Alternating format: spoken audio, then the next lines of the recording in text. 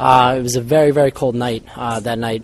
I was assigned to West 44th Street and Broadway, and I was on the foot post there, and I myself that night had about 2 pairs of socks on, winter socks, and also my combat boots, and my feet were still freezing.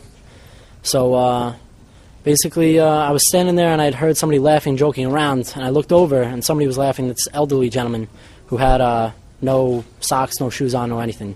And I went up to him and I was like, where are your shoes? He's like, it's okay, officer. He's like, I've never had a pair of shoes.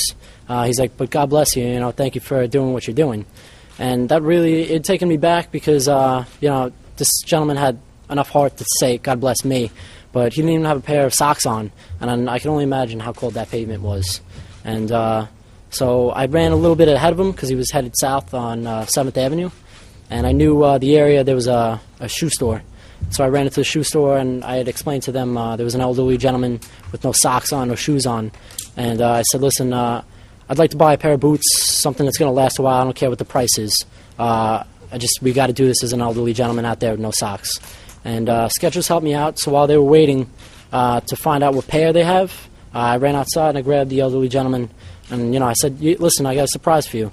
So I brought him to the Skechers. I sat him down and asked him what shoe size he was, and he said it was a size 12. So I ran back in there, and I said, listen, you got anything in size 12? And they came right out, and I paid, and I brought the shoes and the socks out, and I knelt down, and that's when Jennifer had taken the picture.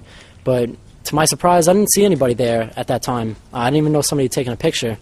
And so I was just doing my job. I just knelt down, put the socks on him, the shoes on him, lifted him back up. And I said, listen, sir, I was like, you want to grab a cup of coffee? Maybe we'll get something to eat.